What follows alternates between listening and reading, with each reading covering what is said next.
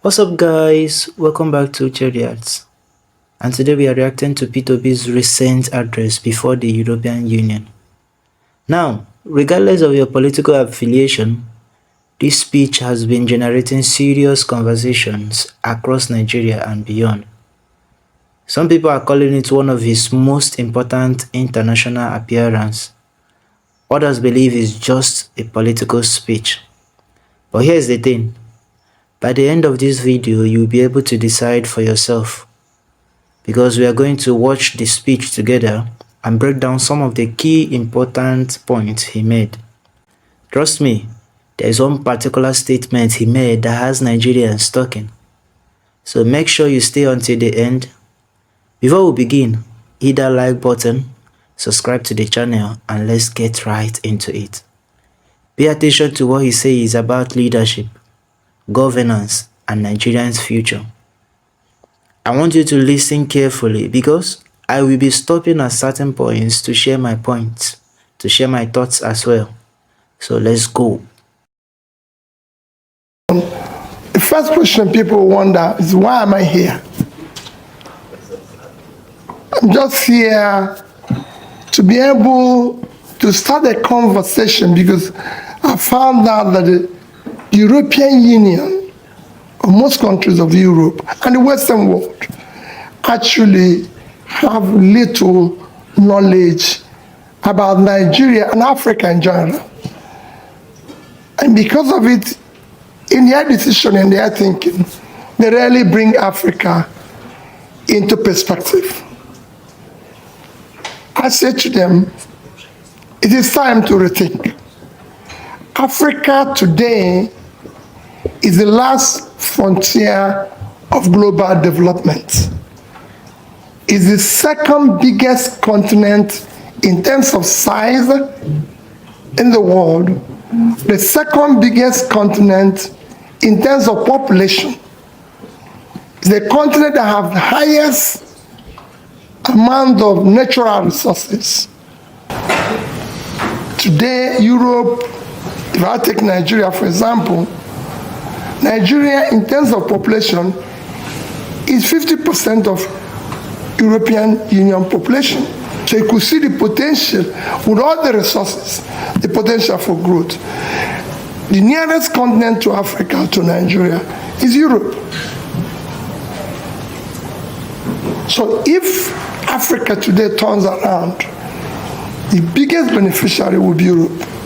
If it collapses, the consequence will affect you more. And I believe that we have so many commonalities that we can work together and everything. And what is the problem of Africa? The problem of Africa remains leadership. To have a political leadership that is competent, that have the capacity, compassion, commitment, and character to be able to deal with issues of corruption, law and order, focus on investing in critical areas of development, which is health, education, and pulling people out of poverty. Okay, let's stop right there. This is actually a very important point. What Peter Obi is saying here is that leadership plays a major role in determining whether a country succeeds or struggles. Now, whether you agree or disagree with him, you have to admit that leadership affects almost every aspect of our daily lives.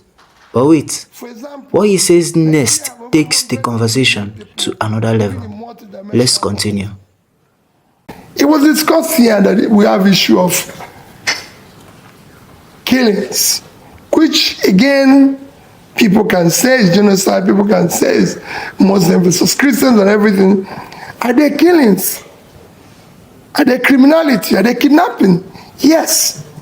But we have to look at the issues that are driving this.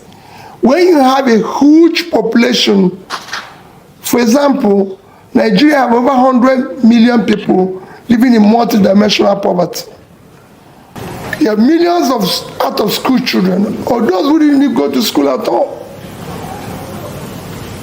With mass poverty and mass uneducated people, you have room for easy recruitment for all forms of criminality. Let's stop here. One thing I like doing on this channel is looking beyond political emotions. Forget whether you support Obi or not. Ask yourself, is the point he just made valid? Because sometimes a statement can be politically controversial and still contain some truth. That's why it's important to focus on the message. But trust me, the next section might be the most important part of the entire speech. Let's keep watching. Which is what is now driving us of killings that we need to deal with. And now we're moving around, and saying, we need support. We need you to help us to overcome this and be able to create a clear, developing environment that will also benefit you, because it's a huge market for you. It's a huge advantage in terms of resources and everything if Africa, especially Nigeria. Alright, let's pause again. This next part is where things start getting really interesting. Notice how he's shifting the discussion from politics to economic development. A lot of Nigerians are struggling with inflation, unemployment, and the rising cost of living. So when he talks about creating opportunities, many people are naturally going to pay attention. But here is my question for you guys. Do you think Nigeria's biggest challenge is leadership? Or is it something else? Comment below. Now listen carefully to what he says next. He's doing well. It's the most populous country in Africa. It's about 1/6 of African population is Nigeria. And he has all it takes to be a huge market that Europe, just like Africa, can have. And to turn around Africa, you must turn around Nigeria. Wow, that statement is probably going to generate a lot of reactions. And I can already imagine people on both sides of the political divide debating this point. But what surprised me wasn't even this statement. What happened after this statement surprised a lot of people. Watch this. Because it's a country that will drive the rest of Africa. To develop Africa, which will benefit you, you must start from Nigeria.